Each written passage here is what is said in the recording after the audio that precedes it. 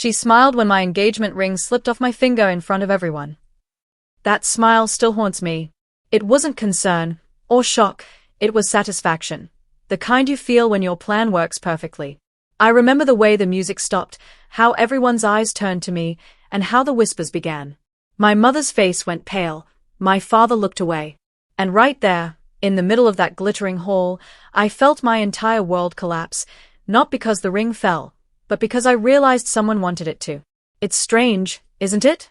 How the people closest to you can quietly push you off the edge and then pretend to be the ones saving you. That night, my cousin Clara hugged me with tears in her eyes, but her hands were cold, and her words felt rehearsed. I didn't cry that night. I just watched her, the perfect cousin, the perfect bride-to-be, while the walls of my own engagement began to crack. And that's when I knew my humiliation was only the beginning. Family. Such a simple word, yet it carries the heaviest expectations. In our family, love was measured in respect, and respect was earned by how perfect you appeared in front of others. We didn't raise voices, we raised eyebrows. We didn't argue, we smiled through silence. That was the Evans way. I grew up in that house of unspoken rules, where my father, Robert Evans, believed dignity was the root of honor, and my mother, Lydia, believed keeping peace meant keeping quiet. Every dinner felt like a performance, polished silverware, polite smiles, and words dipped in sugar but loaded with judgment.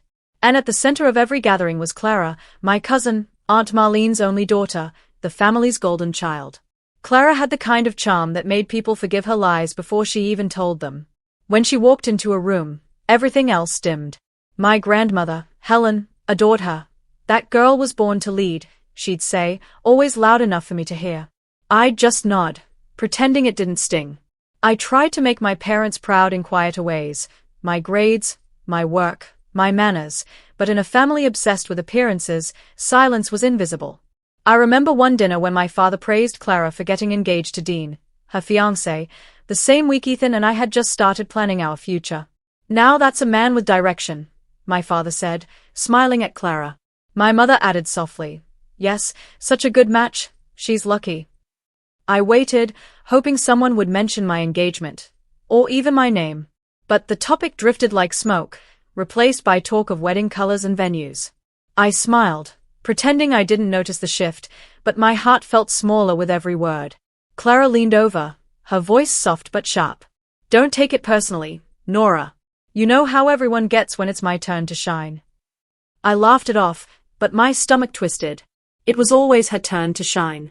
Still, I tried to be the bigger person.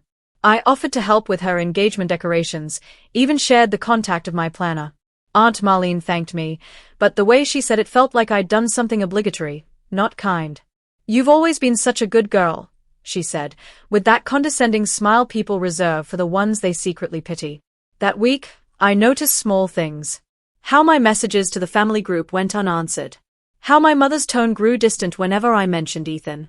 How Clara's social media posts subtly mirrored my ideas, same color scheme, same theme, even the same caption. At first, I thought it was coincidence. But one evening, I walked into the living room and heard my father telling my mother quietly, Clara's engagement will represent this family better. Let's not invite unnecessary attention. Unnecessary attention. That's what my engagement was now, unnecessary. I went back to my room, holding back tears. I could hear laughter downstairs, Clara's laugh, echoing through the walls like a reminder of where I stood. That night, as I looked at my ring under the dim light, I realized something had shifted. Beneath the smiles and traditions, there was something rotting, something that smelled like envy wrapped in love. And deep down, I knew family respect was about to cost me everything. It started small, like a faint crack in glass, barely visible, but spreading fast. After Clara's engagement announcement, everything in our family began revolving around her. Her dresses, her decor, her pre-wedding photo shoots. Every detail was treated like sacred news. My own engagement, which had once been a proud topic, now felt like a forgotten footnote. At first, I tried to laugh it off. She just loves attention, I told Ethan one night. But his silence said more than words. He was growing tired of the comparisons, of my constant need to defend myself, of my family's invisible wall between us. Then came the whispers. Aunt Marlene was the source, though she acted as if she was just passing on concern. I heard her tell my grandmother. You know, Nora rushed her engagement. She was afraid Clara would outshine her. It spread like wildfire. Suddenly, every relative had a theory about why I said yes to Ethan too soon. They called me impulsive, jealous, insecure. Even my mother asked quietly one evening, "You didn't say yes just because Clara was getting engaged, did you, sweetheart?" I felt the air leave my chest. Mom, do you really think that little of me? She looked away, folding a napkin with shaky hands. I just don't want you to be compared again, that's all. Compared again. The words hung like smoke. The next week, I noticed something strange. Ethan had started talking to Clara more. Planning events, coordinating family calls. She's just helping, he said when I asked. But I saw the way Clara touched his arm when she laughed. I saw how Aunt Marlene's eyes lingered, satisfied. Every time I tried to talk to Ethan, there was tension. You overthink too much, Nora, he said once, voice sharp. Maybe that's why everyone's distant lately. That night, I cried in the bathroom, quietly, so no one could hear. Days later, Clara hosted a family brunch, a bonding day before her wedding. Everyone was there. My parents, my fiancé, all smiling as if nothing was wrong. But when I walked in, I felt it, the shift, the whispers. Someone had shown Ethan something. His face was cold, unreadable. Halfway through the meal, Clara accidentally dropped her phone. As she picked it up, the screen flashed, a chat between her and Ethan. My name appeared, followed by a message. She's too dramatic. Don't let her guilt you. Everyone saw it. She acted shocked. Oh no, that was private, she gasped, pretending to hide the screen. My heart pounded. What's that supposed to mean? Ethan looked cornered. Nora, calm down. Calm down. I whispered, voice shaking. What did you tell her about me? Clara stepped in gently, her voice sweet. Please, don't make a scene. You know how emotional you get. The words sliced through me. Emotional, the label she used to discredit me. I wanted to scream, to tell everyone she was manipulating all of them, but their faces said it all. Pity, discomfort, disbelief. My father finally spoke. Nora, you're embarrassing yourself. Sit down. Something broke inside me that moment. Years of silence, of swallowed pride, of being the shadow in Clara's light. It all collapsed. I stood there, shaking, humiliated. I'm not the one who should be embarrassed, I said quietly, but no one listened. Clara reached out as if to comfort me. It's okay, cousin. We all make mistakes. Her tone was soft, but her eyes were triumphant. I left before dessert was served. Behind me, laughter resumed, the kind that follows when the problem leaves the room. But as I walked out, one thought kept echoing in my head. If she could turn my fiancé and family against me with lies, what else was she capable of? That was the moment the real battle began. Because Clara hadn't just humiliated me, she had declared war. After that brunch, everything changed, and not in silence this time. The whispers no longer hid behind closed doors. They echoed across every family event, every dinner, every phone call that went quiet when I entered the room. It's strange how quickly respect fades when one rumor takes root. I became the example of what not to be, too emotional, too jealous, too fragile. When Clara's wedding preparations began, I was barely included. Invitations went out to everyone.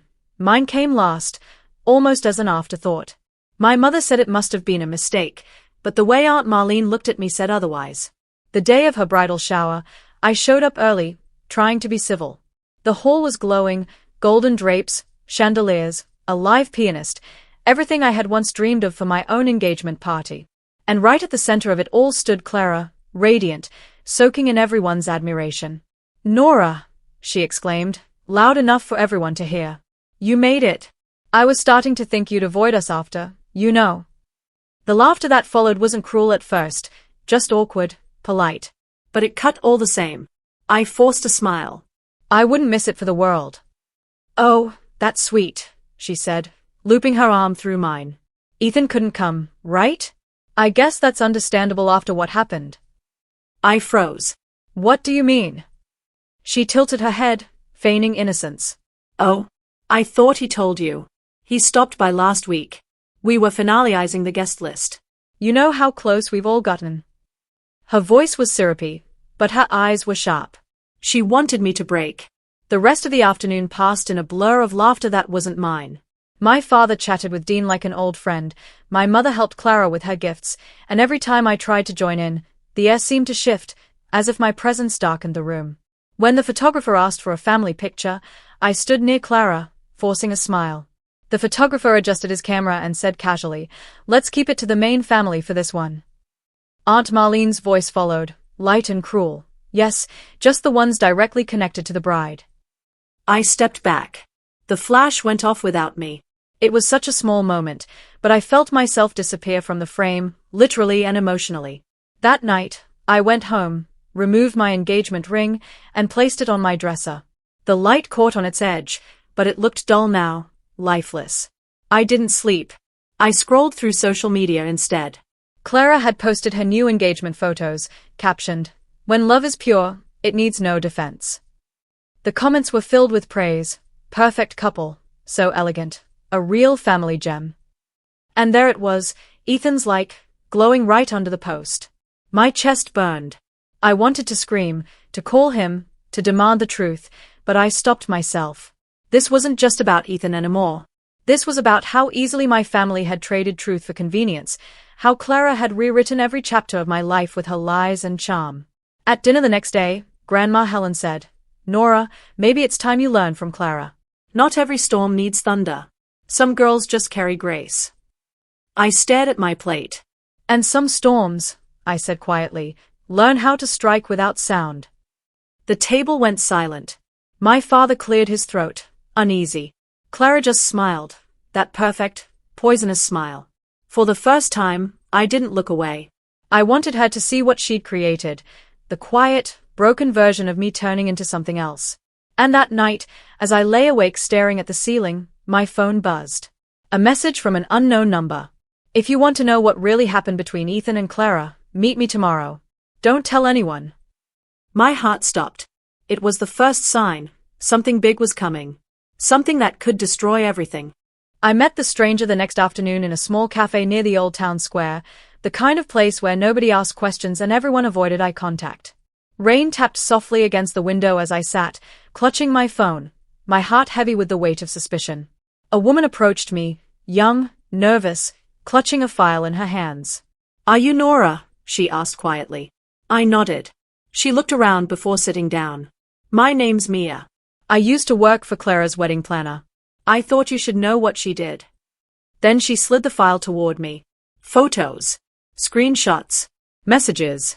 Proof that Clara had orchestrated everything, the rumors, the accidents, even Ethan's doubts. There were messages between her and Aunt Marlene.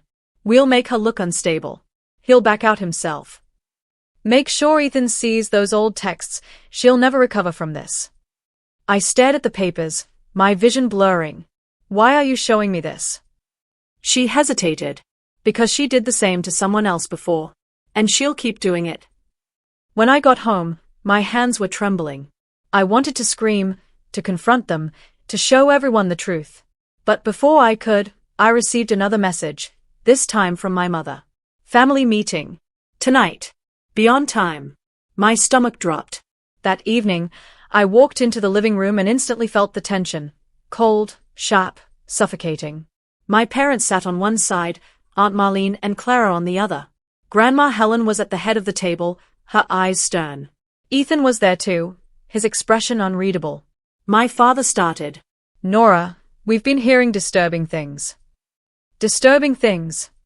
I asked quietly. Clara looked away, pretending to be hurt. "I didn't want to say anything, but I think you need help, Nora. You've been spreading rumors about me, about Ethan, even about my wedding." "What?" I said, my voice trembling. "That's not true." Aunt Marlene sighed dramatically. "We have screenshots." "You told people Clara stole your fiancé." "Because she did." I cried. "She manipulated everyone." Ethan finally spoke, his voice cold. "Nora, I saw your messages." "You called me weak, said I was blind. That was after you started talking to her behind my back." Grandma Helen slammed her cane against the floor. "Enough. We will not have this chaos before Clara's wedding. Nora, your behavior has disgraced this family. I looked around, searching for one sympathetic face. My mother's eyes were wet, but she stayed silent. My father avoided my gaze. Clara was biting her lip, pretending to be heartbroken. You're choosing her over me, I whispered. My father's voice cracked. You've embarrassed us enough. For now, it's best you stay away from the wedding. The room fell silent. I couldn't breathe. You're uninviting me. Aunt Marlene spoke softly. It's for everyone's comfort, dear. You've caused enough tension. That was it, the final cut. My engagement was gone. My reputation ruined. And now, I wasn't even allowed to attend the wedding of the woman who destroyed it all. I stood up slowly. My voice was calm, almost foreign to my own ears. You'll regret this. Clara looked up, smiling sweetly. I hope not, cousin. I really do. I walked out before my tears betrayed me.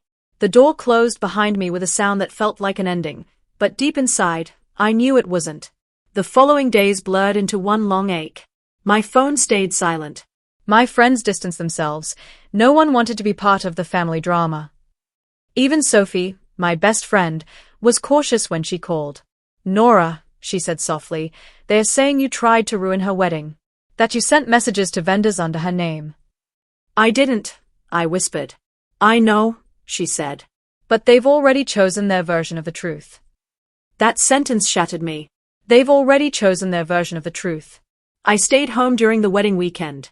My parents didn't visit. No one did. I watched from a distance as photos flooded social media. Clara in her white dress, smiling, radiant, surrounded by the very people who once promised to stand by me. In one photo, Ethan stood beside her, adjusting her veil. The caption read, "True love always finds its way." Something in me died that day. But in its place, something else began to grow. Quiet, deliberate, unshakable. I wasn't going to cry anymore. I wasn't going to plead for anyone to see the truth. I was going to show it to them, not with screams, but with evidence, patience, and timing. That night, I opened the file Mia had given me again. My tears had dried, replaced by something colder, focus. Every message, every lie, every manipulation. I began organizing it, saving it, planning. I would expose them, not out of anger, but out of justice.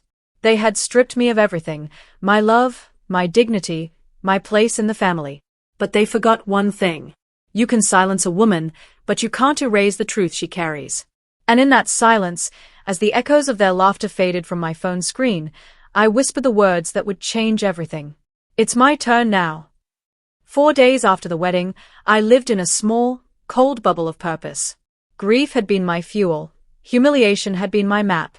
I stopped hoping anyone would notice the truth. Instead, I taught myself to move like a shadow, quiet, careful, impossible to ignore when the light finally fell where I wanted it to. I started by building something simple and undeniable, proof arranged so cleanly it would have to be seen. Mia's file became the foundation. I printed copies, organized the messages chronologically, and traced every lie back to the exact moment it began. Then I turned that paper trail into something the whole family would have to watch, a short video, raw and clinical, with screenshots, recorded voicemails, and timestamps. No melodrama. No pleading.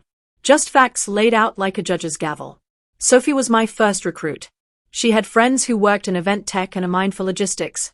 If we do this, I told her, voice steady, we don't scream. We expose. She nodded, eyes hard. We'll make it public, fast, clean. No edits. They can't deny the timeline. We planned 3 paths of exposure, because I'd learned the family liked to close doors. A. The venue slideshow during Clara's reception. B. The group chat that controlled the family's gossip. And C. A targeted upload to Dean's work email, something he would see where his pride and career intersected. Each path had risks. Each path removed a safety net. But Clara had built her life on other people's safety nets. She could afford to burn them. I couldn't. The first option required contact with a vendor, the very people Clara had hired. Sophie made the calls under the guise of a last-minute surprise for a distant cousin. She found a DJ who hated being treated like a prop, a woman who'd been stiffed on payment before and owed Clara a few favors she never received.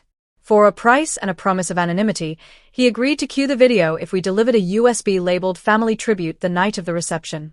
The second option was surgical. I created a new email account, one that looked official, and threaded select images and messages into a single, undeniable narrative. If I could time that email to go out right before the cake was cut, it would spread through phones faster than anyone could control. The third option felt the riskiest, direct, personal, and completely irreversible. I could leak the messages to a family friend who still respected truth more than image, a woman who would feel dishonored by the deception. If she posted the screenshots to her public feed, the family's version of reality would fracture in real time. I don't want to destroy her life, I told Sophie one night, the words tasting strange. I want the truth to have the room it deserves. Sophie squeezed my hand. Sometimes the truth destroys what was false. That's not the same as cruelty. I arranged rehearsals. The video played on my laptop until every frame felt like a hammer strike. I practiced my face in the mirror, not for anger, but for the calm that follows a decision. Each morning, I checked and rechecked contacts, delivery routes, and timestamps. I rewrote subject lines and backup notes. I saved copies on 3 separate drives. The work felt methodical, almost sacred. There were nights I almost backed out. What if my parents never forgave me? What if exposing Clara ruined the family they'd always prized? The fear was a heavy stone in my chest. But beneath it, steadier than the fear, was a different truth. I'd been silenced and shut down long enough. Respect had been a debt they paid to the loudest liar in the room. I wasn't going to beg for it any longer. On the morning of the reception, I packed the final USB into a small envelope, fingers numb but steady. My heart hammered in a way that wasn't panic. It was momentum. I stood at the threshold of the choice I'd been moving toward for months. If this works, Sophie had whispered earlier, there's no going back. I closed my hand around the envelope and stepped outside. Clara's wedding reception was a spectacle, a castle of glass and gold, lit so bright it almost mocked the darkness I'd lived through. Laughter filled the air like perfume, shallow and sweet, masking everything rotten underneath. I stood at the back of the hall, dressed in a simple navy gown. Nobody noticed me slip in. I wasn't invited, after all. But I didn't come to be seen, I came to show. The orchestra played softly as Clara twirled on the dance floor, radiant under the chandeliers. Aunt Marlene hovered nearby, collecting compliments as if they were pearls. My parents sat stiffly at their table, pretending contentment. They didn't see me yet. Sophie moved through the crowd in a black dress, a small signal in her eyes. It's time. My heart hammered, but my hands were steady. I reached into my purse and sent a message. Play tribute video, USB number 3. Across the hall, the lights dimmed.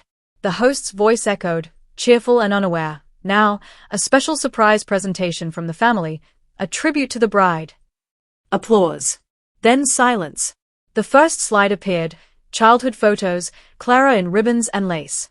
Laughter and fond sighs. Then, halfway through the next frame, the music stuttered. The screen flickered. And suddenly, there it was, a screenshot. We'll make her look unstable. He'll back out himself. Clara to Aunt Marlene. A few chuckles turned into whispers. The next image appeared, Ethan's name highlighted, their chat visible for everyone to read. She's too dramatic. Don't let her guilt you. Don't worry, I'll handle her. Clara. Gasps rippled through the crowd. People leaned closer, eyes wide. Then came the audio clip, Clara's voice, unmistakable, laughing. She actually believed he loved her. Poor thing. The hall froze. Ethan's face went pale. Dean turned sharply toward Clara, disbelief clouding his eyes. Aunt Marlene stood up, her lips trembling. What is this? Clara shouted, her voice slicing through the murmurs. I stepped forward from the shadows. The truth. Heads turned. Every eye found me. I could feel my heartbeat in my throat, but I didn't flinch. You wanted everyone to see your perfect story, I said, voice trembling but loud. So I gave them the full version. Clara stormed toward me, her heels clicking like gunfire. You did this. You're pathetic, Nora. Dean stepped between us, his face hard. Is it true? She turned to him, desperate. Of course not. This is fake, it's all. The video played again. Her laughter filled the room. There was no denying it. Dean's voice broke the silence. You humiliated your own cousin, just to make yourself look better. Aunt Marlene grabbed her arm. Enough, Clara. But it was too late. The hall was unraveling, guests whispering, cameras flashing, some even recording. My father rose from his seat, his face ashen. My mother covered her mouth in disbelief. I turned to them. You wanted respect? There it is, earned, not inherited. Clara lunged toward the screen, yanking cables, but the damage was done. The final slide appeared, a message I'd written days ago. Truth has no audience, it creates its own. The screen went black. Silence swallowed the room, thick and heavy. Clara fell to her knees, sobbing, while Dean walked out without a word. Aunt Marlene followed, shouting after him. For the first time, Grandma Helen looked at me, really looked. Her voice trembled. Nora, I didn't know. I know, I said quietly. You never wanted to. The applause didn't come, but I didn't need it. The truth didn't need clapping, it just needed to breathe. As I turned to leave, Clara called after me, her voice cracking. You ruined me. I paused at the door, glancing back just once. No, Clara. You ruined yourself. I just stopped covering it up. The air was thick with whispers, judgment, shame, but for the first time in months, I felt light. The chains of silence had broken, and the truth stood taller than any lie she'd ever told. Outside, the night was calm.